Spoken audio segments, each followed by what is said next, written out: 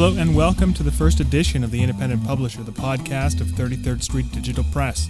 I'm your host, Dan Dombrowski. Sometimes this podcast will be a complement to the 33rd Street blog. I'll discuss business and marketing topics that affect and are important to indie authors everywhere. Other times I'll focus on projects specific to 33rd Street. I'll talk about upcoming publications or interview authors with whom I'm working. Today, for this first episode, I'd like to talk very broadly about digital publishing and how I see it evolving over the next decade and more. It's a topic very near and dear to my heart because I hope to play some small role in that future. My current project, the big overwhelming thing that has ruled my life for the past several months, is Non-Local Science Fiction, a short fiction magazine. It's all digital, though I also hope to offer it as a print-on-demand title, and I started it for two main reasons. The first is that I love the genre. I've read and enjoyed science fiction my entire life, and I'm passionate about expanding the universe of science fiction in some small way. The second reason I started Non-Local is that I want to work with independent authors. As I'll talk about in a few minutes, I see an interesting way forward in publishing, a way forward that revolves around indie authors and indie publishers. Non-Local Science Fiction is my first attempt to walk that path.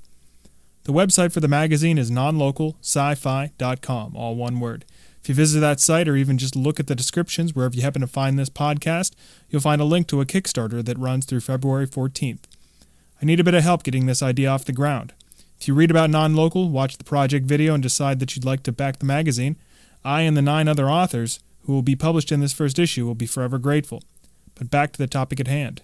Digital publishing in a broad sense remains a polarizing topic. Arguments between these groups are often pretty intense, though the bottom line is often personal preference and perception. Really, there's no argument between print and digital. Neither one is trying to get rid of the other. Neither is in direct competition with the other, really. To use a cliche, they're two sides of the same coin. They both convey the exact same information using the exact same means, the written word. The only real difference is the method of conveyance.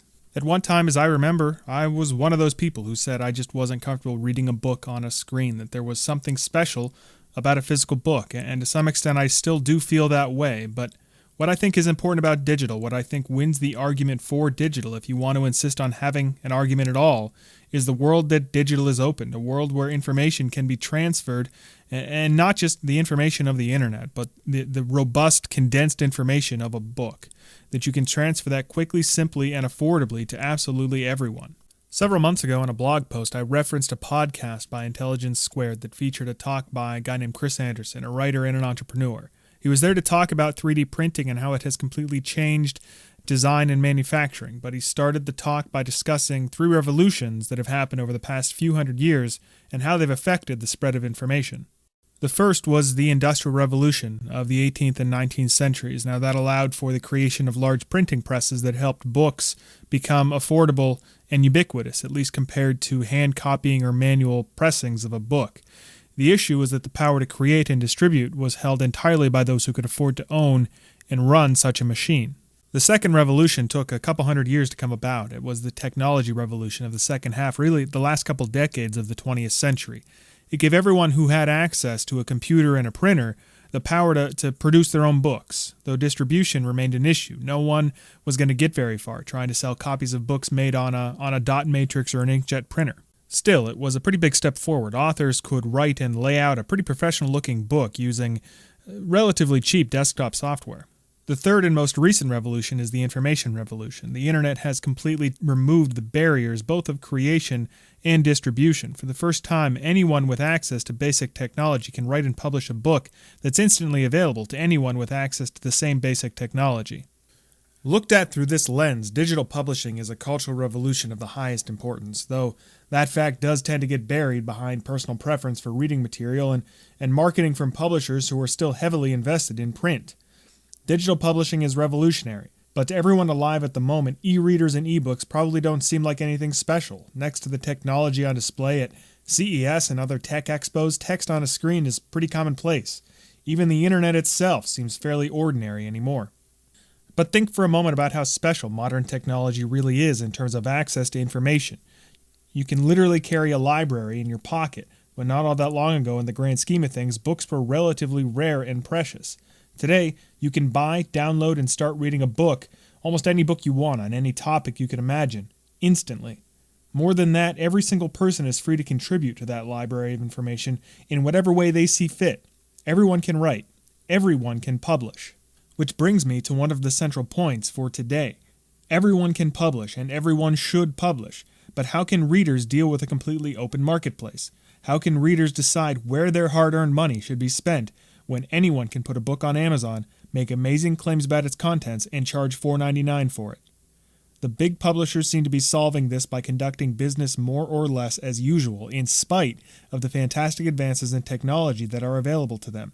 The ebook revolution has not upped their output or lessened their prices considerably, even though their overhead costs should be plummeting. The Amazon versus Hachette clash that dominated news cycles for a few weeks not long ago is proof that big publishers aren't interested in doing things differently. Why let Amazon set a fair market value for an infinitely reproducible ebook at $3.99 when you have the leverage to force them to charge twice that amount? The outcome of that little episode, with Hachette coming out more or less as a total victor, proves that leaving things up to the contractual negotiations of giant corporations is not the answer here. On the other end of the spectrum, as far away from those giant publishers as you can get, you have fully independent authors who manage to make it work all on their own. These authors, who you might see regularly if you follow the New York Times digital bestseller list and who frequently dominate Amazon bestseller lists, are one part gifted writer and one part digital marketing guru. They maintain popular blogs and every type of social media account imaginable in addition to writing. They have the resources to pay others for editing, cover design, and marketing support. The most successful can make the whole thing work well enough that they no longer need a day job, and those who produce the most marketable books are sometimes even scooped up by the big publishing houses. But these authors are very few and far between. The tale at the other extreme of the spectrum is somewhat more common. It's the tale of a gifted author who can't afford to hire an editor or a cover artist. They don't know much about digital marketing, and they don't have the time to learn about it or do much of it anyway. They do their best, but the book they bring to market is flawed on a mechanical level and underpromoted. They get pummeled with bad reviews, and then they disappear. Most indie authors fall somewhere in the middle of this spectrum. Some get attention because they're naturally gifted. Some just work harder than most, but few achieve more than a middling success because of two factors: experience and time. Everyone has heard the old saying that there are 3 ways to do things: quickly, cheaply, and well, and that if you're lucky, you'll be able to do 2 of them at most. Cheaply likely has to be the number one priority for an indie author looking to market their first book, and obviously you want to do whatever you're doing well, so the biggest consideration for an indie author is always going to be time. Now, unless you happen to be independently wealthy, the chances that you will have a lot of spare time to devote to marketing are pretty slim. Maybe you'll be able to devote an hour or 2 to do marketing every day if you're lucky, but it will never be enough, and you'll always wish that you were doing something else, like writing your next book. After all, you started this whole adventure because you wanted to be a writer, not a marketer. With a starting budget of 0, it'll probably take you months to build up a significant following on social media, and then you're locked into spending a minimum of several hours per week maintaining and building your network. If you're lucky, sooner or later you'll hit a good cruising speed, and you'll know exactly how much time you need to spend marketing to continue to grow your audience at a solid rate. But wait, that assumes you even know what you're doing as a marketer. Most of us are relatively comfortable with the internet in general and with social media specifically. Social media started out just being part of the personal sphere and has gradually become a business. Many will assume that social media marketing is somewhat similar to personal use, but it isn't. Digital marketing is a job all by itself, one with a pretty steep learning curve. What should you post? Where should you post it? How often should you post? How do you grow your network? If you've never done it before, those can be daunting questions to try to answer on your own. And all of that hard work needs to link back to something. I've already said that indie book marketing needs to be more than just a buy my book billboard.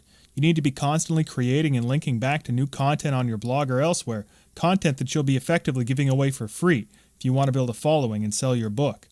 If this all sounds a bit maddening, it is. There's a reason so few indie authors make it big.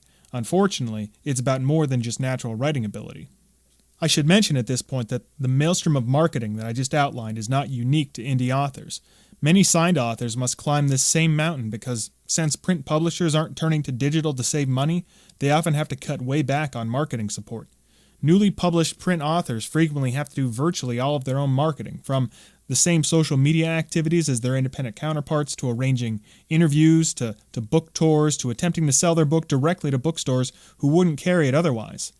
Of course, they're doing this with the confidence that their publisher has their back, at least in theory. They got published, they're special, they're in the cool club. That gets them a lot, but probably not as much as you'd think. Factor in that most first-time authors only make 10 to 15% of the cover price of their book, and getting printed suddenly sounds a whole lot less glamorous. So what's the solution here? What's the compromise between the fully independent route and the corporate route, especially when both paths ultimately lead to a second career as a book marketer? I'd like to propose a middle ground. Clearly, something more than one individual is necessary, but a massive corporation is definitely overkill. The rookie author ends up with the short end of the stick in both cases.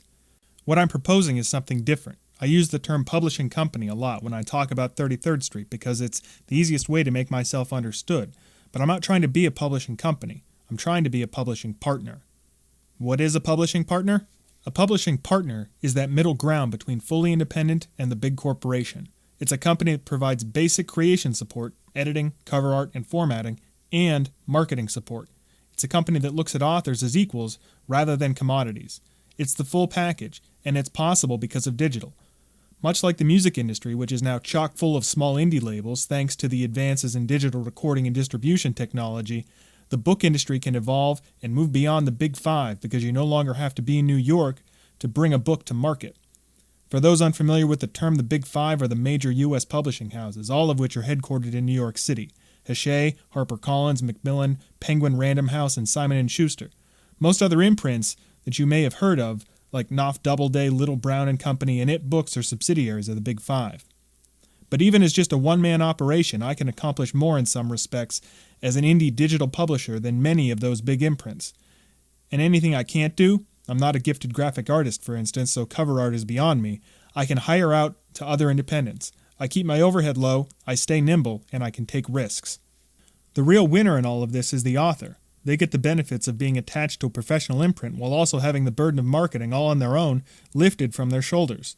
They get a partner, and a partner is exactly what they need.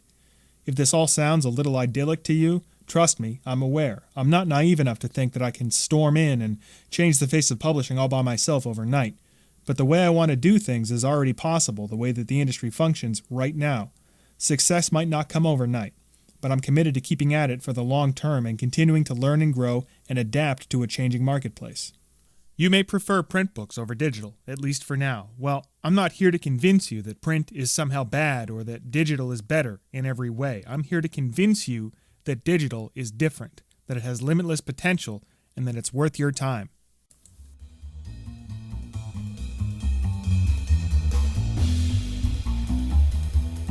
Thanks for listening to the first episode of The Independent Publisher, the podcast of 33rd Street Digital Press. If you'd like to support the Kickstarter for Non-Local Science Fiction, you can visit the website for the magazine at nonlocalsci-fi.com. Look for that link, as well as links for the 33rd Street site and the Kickstarter page, in the description wherever you found this podcast. Look for new episodes of The Independent Publisher soon. Music was provided by Kevin MacLeod through Incomtech.com.